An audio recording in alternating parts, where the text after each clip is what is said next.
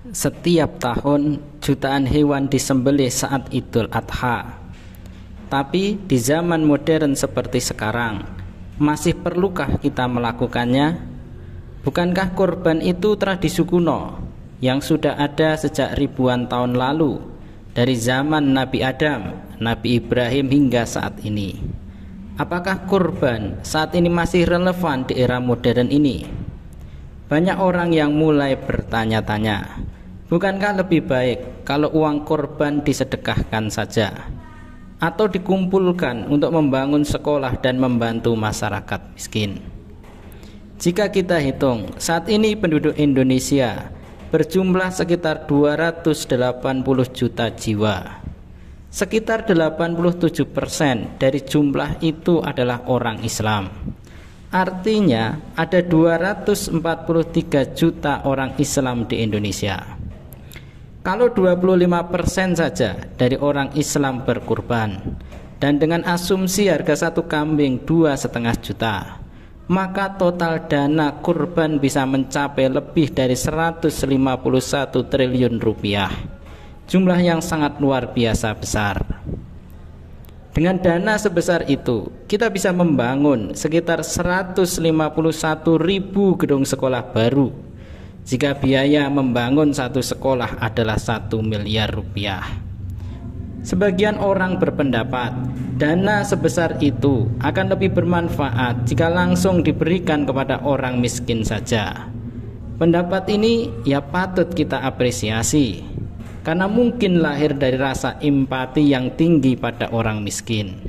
Namun, apakah ini berarti ibadah kurban menjadi tidak penting? Sebenarnya, ibadah kurban tetap sangat relevan dan penting untuk dilaksanakan. Pertama, karena kurban adalah perintah langsung dari Allah Subhanahu wa Ta'ala. Allah berfirman di dalam surat Al-Kautsar ayat yang kedua, "Fasholli li rabbika wanhar." Maka dirikanlah sholat karena Tuhanmu dan berkurbanlah kamu.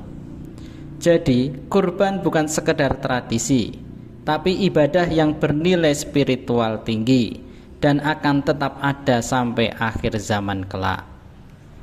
Yang kedua, kurban itu wujud nyata kepedulian sosial.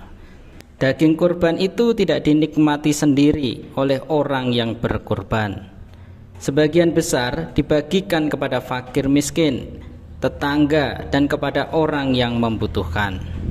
Saat ini, membagikan daging kepada orang miskin adalah bentuk pemberian yang paling bermanfaat dibandingkan kalau kita memberikan uang tunai yang cepat habis atau hanya membangun fasilitas umum. Saat ini konsumsi daging sapi di Indonesia masih sangat kurang sekali. Rata-rata konsumsi daging sapi di Indonesia hanya sekitar 0,5 kilogram per orang per tahun. Padahal rata-rata konsumsi daging di dunia adalah 6,3 kilogram per orang per tahun. Di negara tetangga kita, Malaysia, konsumsi daging sapi sebanyak 5,7 kilogram per orang per tahun. Kita makan daging sapi cuma 0,5 kilogram per orang per tahun. Kalau Malaysia hampir 6 kilo per orang per tahun. Di Australia lebih tinggi lagi, sekitar 23 kilogram per orang per tahun, menjadi yang tertinggi ketiga di dunia. Artinya, masyarakat Indonesia masih sangat kekurangan asupan protein hewani, terutama dari daging sapi. Padahal protein hewani sangat penting untuk pertumbuhan otak dan fisik anak-anak. Tanpa protein yang cukup, otak sulit berkembang, tubuh menjadi lemah dan daya tahan rendah. Bahkan pada tahun 2024, IQ rata-rata penduduk Indonesia hanya sekitar 78,49, menjadi yang terendah di Asia Tenggara sejajar dengan Timur Leste. Para ahli menyebut salah satu penyebabnya adalah kurang gizi sejak dalam kandungan. Gizi juga akan mempengaruhi performa fisik. Kepala Badan Gizi Nasional, Dadan Hindayana, pernah mengatakan, PSSI saat ini sulit menang dalam sepak bola karena main 90 menit saja sudah terasa berat karena gizinya tidak bagus sejak kecil. Banyak pemain yang lahir di kampung kurang gizi dan fisiknya lemah.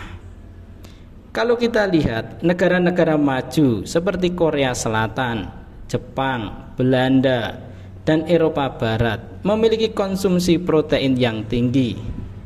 Dan hasilnya kita bisa lihat sendiri. Sekitar 100 tahun yang lalu, tinggi badan rata-rata orang Korea dan Indonesia itu hampir sama, karena sama-sama orang Asia. Hari ini orang Korea jauh lebih tinggi. Kenapa? Salah satunya karena pola konsumsi protein mereka jauh lebih baik. Data FAO tahun 2013 mencatat, asupan protein orang Korea Selatan sekitar 96 gram per orang per hari, sedangkan Indonesia hanya sekitar 62 gram. Dalam jangka panjang, kualitas gizi yang baik akan menciptakan masyarakat yang sehat, cerdas dan produktif. Kita merdeka tahun 1945. Korea Selatan merdeka 3 tahun setelah kita, tahun 1948. Tapi hari ini mereka sudah jadi negara maju. Tahun 2024, upah minimum di Korea Selatan sekitar 2 juta won per bulan atau setara 23 juta per bulan. Hari ini UMR kita rata-rata di Indonesia hanya sekitar 2,8 juta per bulan. Tentu banyak faktor yang mempengaruhi hal ini, tetapi salah satunya adalah pola konsumsi gizi dan perhatian pada sumber daya manusia. Nabi Muhammad SAW dikenal sebagai pribadi yang kuat secara fisik dan cerdas secara mental, dan beliau suka makan daging. Dalam hadis yang diriwayatkan oleh Bukhari dan Muslim disebutkan, kami pernah bersama Nabi SAW dalam sebuah undangan. Lalu disajikan kepada beliau paha kambing dan beliau pun menyukainya. Beliau pun memakannya. Protein khususnya dari daging adalah bahan baku utama untuk tubuh manusia. Tanpa cukup protein, otak tidak akan berkembang optimal, otot melemah, sistem imun rapuh, dan energi pun menurun. Jadi, dalam ibadah kurban, ketakwaan kita akan dinilai oleh Allah. Daging kurban akan dibagikan memberi manfaat nyata kepada masyarakat.